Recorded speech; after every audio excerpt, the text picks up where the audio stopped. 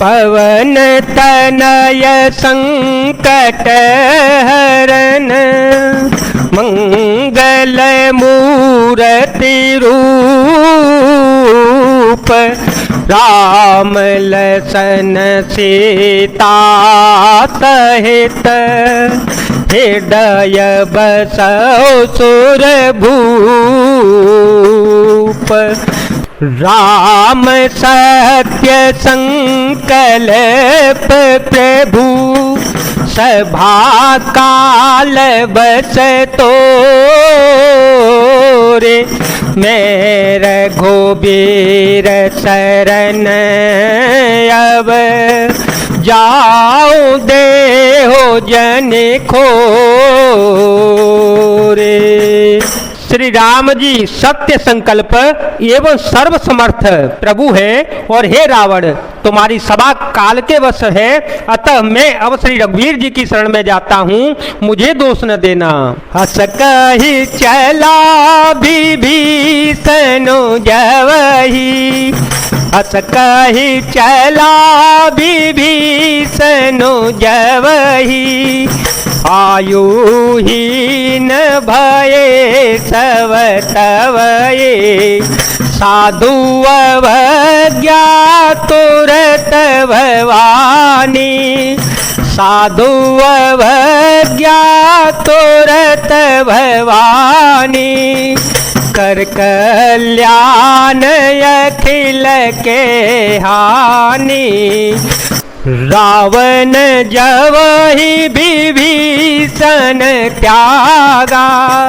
रावण जवहि विभीषण त्यागा भयो विभव बिनु तव हे अभागा चलो हर से रघुनायक पाहे करत मनोरथ बहु मन माही।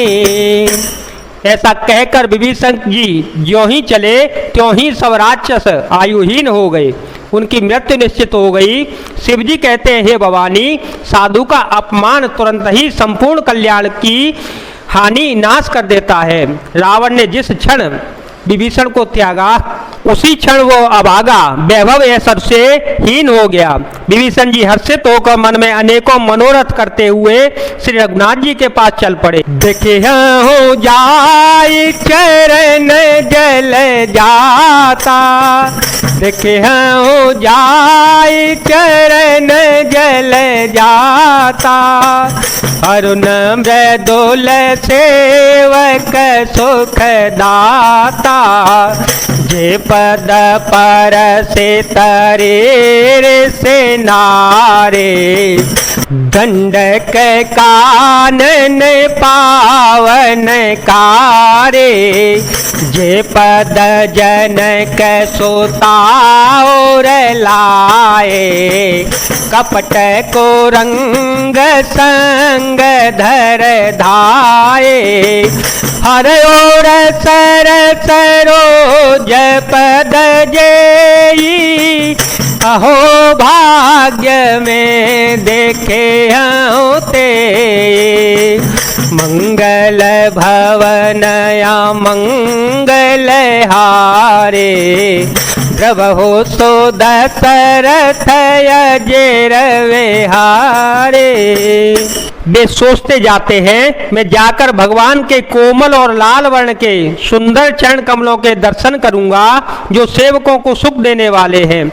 जिन चरणों का स्मरण पाकर ऋषि की पत्नी अहिल्या तर गईं और जो दंडक वन को पवित्र करने वाले हैं, जिन चरणों को जानकी जी ने हृदय में धारण कर रखा है, जो कपट मृग के साथ पृथ्वी पर उसे पकड़ने के लिए दौड़े थे और जो चरण कमल साक्षात शिव जी के हृदय रूपी सरोवर में विराजते हैं, मेरा अहो भाग्य है कि उन्हीं को आज मैं देखूंगा। जिन पाया के पादो कहीं भर तो रहे मन लाए ते पद आजू बिलो के हूँ इन नयन अब जाए आए।